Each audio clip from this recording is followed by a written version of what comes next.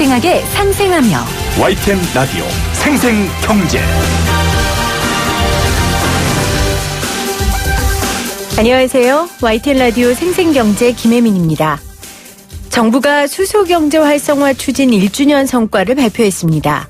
한 해 동안 수소차 판매 글로벌 1위 달성, 수소 충전소 세계에서 가장 많이 구축, 수소 연료전지 발전량 최대, 수소 관련 규제 획기적 개선을 자랑했습니다. 하지만 아직 수소차 시장이 좁기 때문에요. 현재 1위의 영광보다는 나가야 할 길이 더 많습니다. 작년 9월 마산 로봇랜드가 7천억 원을 들여 개장했지만 개장 2달 만에 사업 무산 위기에 직면했는데요. 당초 예상 입장객 수가 월 12만 5천 명인데 25%에 그쳤고요.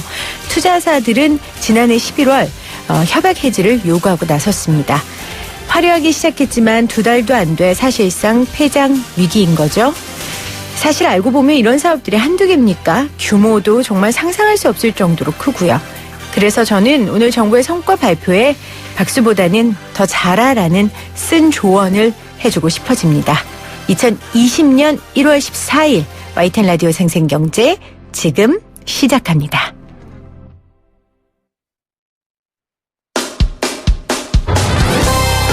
생생하게 상생하며 건강한 경제방송 YTN 라디오 생생경제.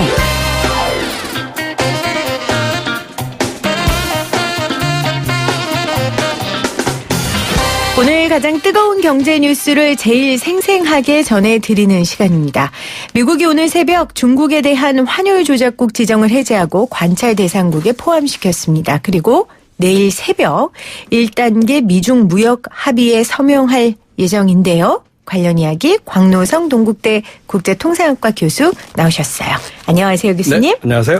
우리 시간으로 오늘 새벽이었어요. 속보로 들어왔는데 미국이 중국에 대한 환율 조작국 지정을 해제하고 관찰 대상국에 포함시켰다라는 내용이에요. 이게 일단 어떤 의미입니까?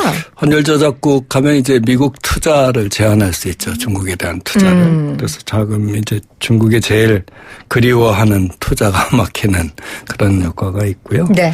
이번에 이제 환율 조작국 해제가 원래는 이게 작년 8월에 했는데 원래는 4월, 11월 정례적으로 이렇게 하는 건데 네. 독특하게 이제 중국에 대한 압박 강화하려고 중국에 대해서만 작년 8월에 한 건데요. 네. 지금 이렇게 환율 조작국이 해제된 거를 보니까 무언가 합의 진행이 잘 되고 있다라는 신호로 저는 받아들이고 그렇죠. 있습니다. 지금 미국과 중국의 합의가 잘 이루어지고 있는 시그널을 읽으셨다. 이렇게 교수님께서 해석을 해주셨는데 예상된 결과였죠.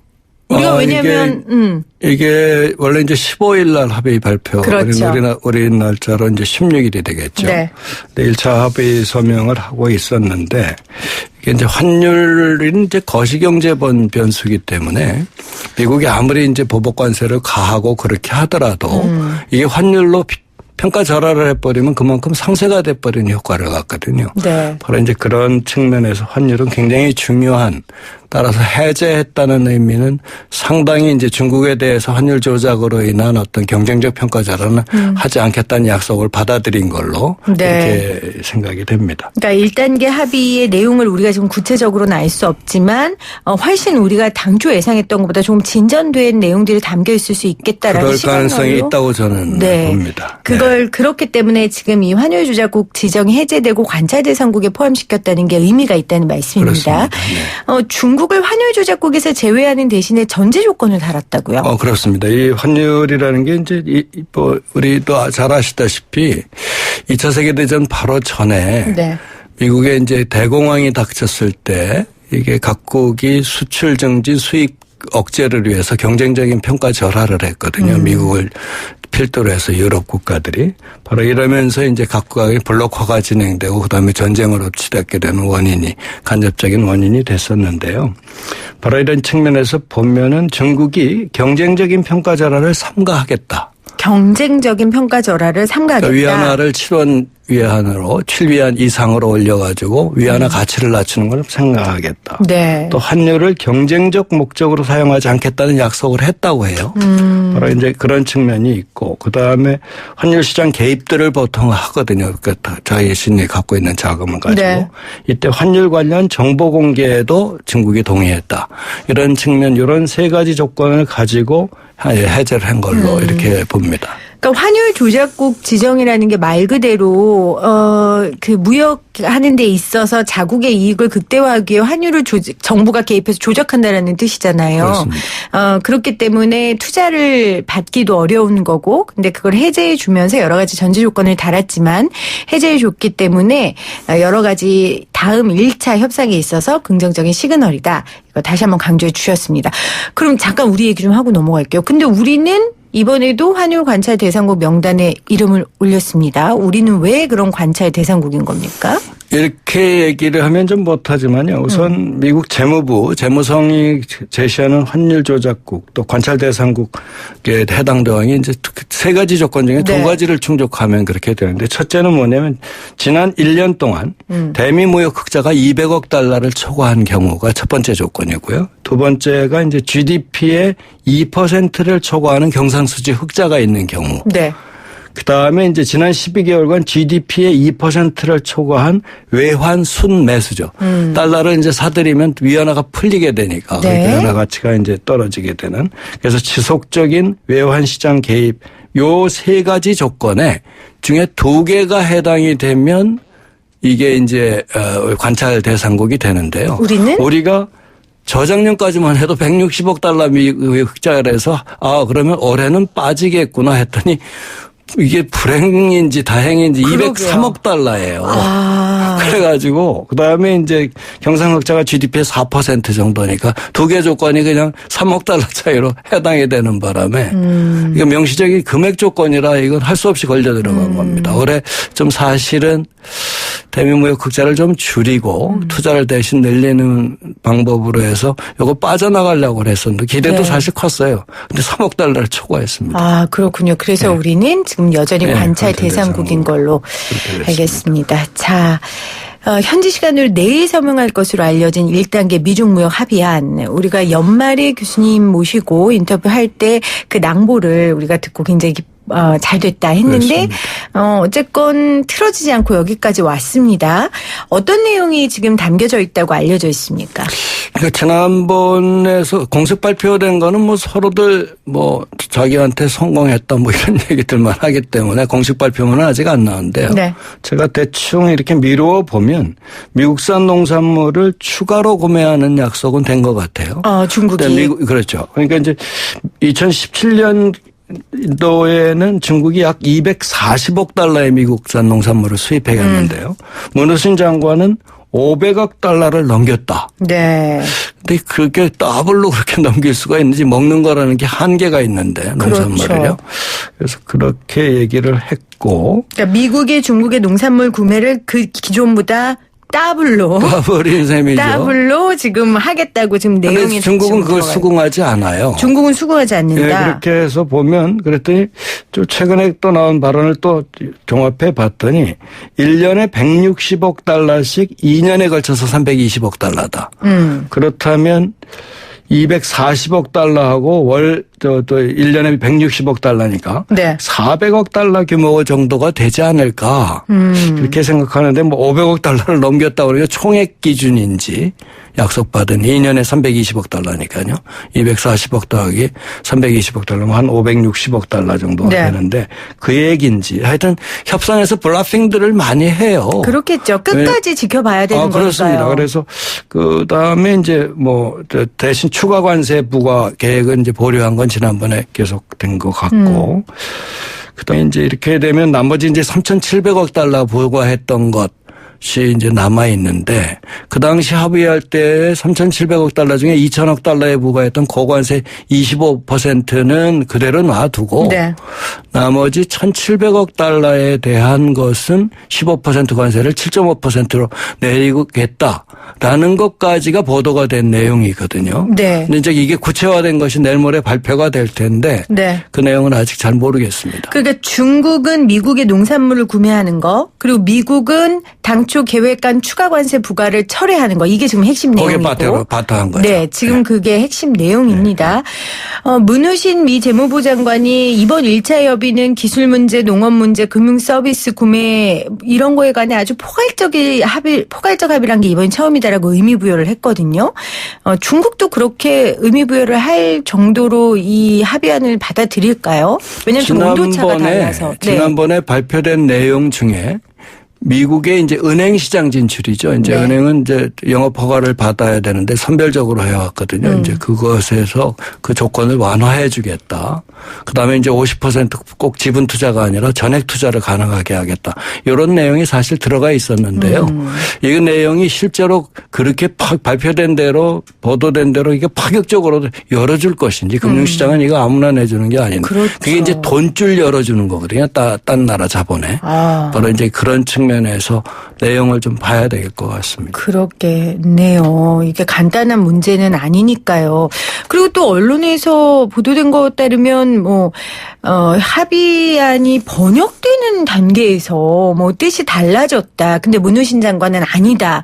이런 에피소드도 있더라고요. 이거 어떤 이게 거예요? 이제 작년 5월의 경험 때문에 그러는데요. 네. 작년 5월에 12차 고위급 협상에서 류허 부총리하고 문우신 장관 사이에 합의가 된 게 있었거든요. 그게 이제 약 135페이지 정도에 되는 합의문이라고 해요. 네. 이번에는 한 약 85페이지 정도라고 하는데 많이 줄었죠. 근데 그 중에서 중국 그 최고의 당국자인 시진핑 정부한테 들고 가서 이게 한 40%가 뭉뚱 잘려서 왔단 말이에요. 그래서 결렬이 됐어요. 그랬죠. 그렇다면 이번에는 내용뿐만 아니라 번역하는 과정에서 이 번역 문제라는 게 중국은 표의 문자잖아요. 그죠? 근데 이건 표음 문자라 이게 해석하는 게 특히 이제 중국 가서 무슨 국제 소송이 붙으면 중국 법원이 이게 의미로 해석하기 때문에 이제 대부분 패소한다고 그러듯이 요 규정을 어떻게 구체적으로 하느냐. 또 그다음에 이 과정에서 문제가 분명히 있을 수는 있을 것 같습니다. 아, 그렇군요. 그러니까 의미를 부여해서 해석하는 문자다 보니까 중국 같은 경우 원래 국제통상에 문제가 생기면 그런 일들이 종종 빈번하게 이제까지 많이 나오는 있었죠. 거군요. 그래서 이제 보통들은 의미가 명확하고 분석적인 영어로 하자 그러면 그렇죠. 아니다. 우리는 왜 한자로 해야지 좀 더 영어로 하냐. 뭐 이렇게 해서 말들이 많이 있어서 보통은 이제 복수로 해서 영어본도 있고 중국어본도 네. 이렇게 해서 대조하는 과정을 거치죠. 그래서 문우신 장관이 중국이 약속 이행하지 않을 경우 미국이 관세를 이전 수준으로 되돌리게 하는 스냅백 조항을 넣겠다. 조항이 있다. 이렇게 얘기한 겁니까? 스냅백 조항은 일종의 퍼니시먼트 그러니까 처벌 조항이거든요. 니들이 약속을 이렇게 해놓고도 안 해? 그럼 다시 옛날로 돌아갈 거야. 이게 이제 스냅백 조항이거든요. 이제 그런 내용들은 소위 말해서 합의안을 이행을 강제하기 위한 네. 어떤 협상에서 또는 문안에서의 만드는 방법이 있습니다. 국제통상 하긴 우리가 부동산이라든지 개인 간에 계약할 때도 얼마나 복잡하고 똑같이 한국만 한글을 쓰더라도 복잡한데 미국과 중국 양대국이 협상하는 과정에서 얼마나 복잡하고 어려운 단계가 남아 있겠습니까? 그런데 일단 1차 합의까지 지금 눈앞에 두고 있습니다. 근데 우리가 연말에 그때 교수님하고 인터뷰하기에 교수님이 너무 1차 협상에 큰 의미를 주지는 말자. 왜냐하면 2차 협상, 3차 협상 나가기까지 굉장히 많은 과정이 남아있다 하셨는데 여전히 그 의견은 아직까지도 같으신가요? 그렇죠. 왜냐하면 이제 산업보조금 문제, 중국 제조 2025 요새는 중국에서 하도 그게 이제 보조금 논쟁이 되니까 쓰지를 않고 있습니다만 작년서부터. 중국 제조 2025에 따르면 첨단 기술 제품의 70%를 2025년까지 70%를 국산화하겠다. 근데 국산화한 주체가 기업에 대한 보조금 지급이나 그렇겠죠. 아니면 국영기업에 대한 보조금 지급 형태로 진행이 될 거거든요. 이제 그것은 보조금 상계관세 협정에 위반되는 보조금이니까 그걸 평등한 상태에서 경쟁하는 것이 아니다라고 했던 문제가 이제 아직 큰 게 남아 있고요. 두 번째는 이제 지적재산권 침해에 대한 보장 문제죠. 지적권 침해라는 것을 법적으로 보장을 약속해줘라. 네. 근데 국내법으로 하지 않고 우리는 행정적으로 하겠다. 이게 이제 중국의 약속이라 그렇다면 입법과 사항까지를 미국의 강요에 받아야 되느냐라는 네. 주권 문제 때문에 지난번에 상당히 남아 있고 그 이외에도 국영기업들을 구체적으로 어떻게 운영하느냐. 특히 이제 중국의 주요 기간 산업들은 대부분 국영기업 그렇죠. 형태로 되어 있거든요. 그래서 이런 국영기업 관련 지원 정책이라든지 사이버 보안 이슈, 그다음에 어제 발표가 나왔습니다만 중국산 드론 1000대를 미국에서의 운용을 금지시키겠다라고 이제 지정한 것처럼 이제 이런 IT 관련 무역과 사이버 보안 문제 이런 문제들은 아주 민감한 패권 이슈거든요. 근데 요거는 크게 이렇게 규정화시키면서 합의문에 넣는 합의는 상당히 어렵지 않겠는가. 왜냐하면 이게 이제 어떤 산업정책이라든지 뭐 입법 사항을 만든다든지 하는 거는 네. 주권 관련 자원이라 중국은 특히 이제 100년 전에 많이 당해왔단 말이죠. 네.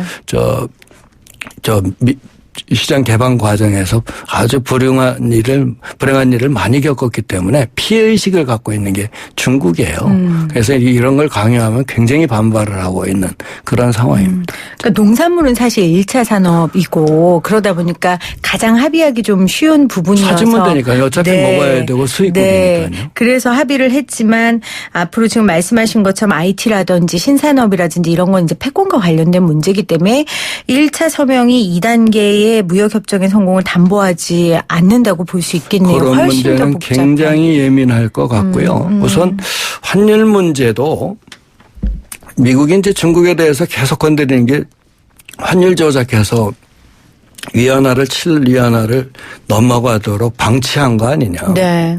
이제까지 중국인민은행이 7위를 지키기 위해서 노력을 하다가 이게 이제 미국이 보복 관세를 고율 관세를 매기니까 이 경쟁력을 회복하기 위해서 네. 7위안을 넘어가는 걸 방치하지 않았느냐. 이것은 의도적인 것이다. 라고 해서 미국의 정책 자체를 상쇄시키는 이런 행동을 하듯이 네.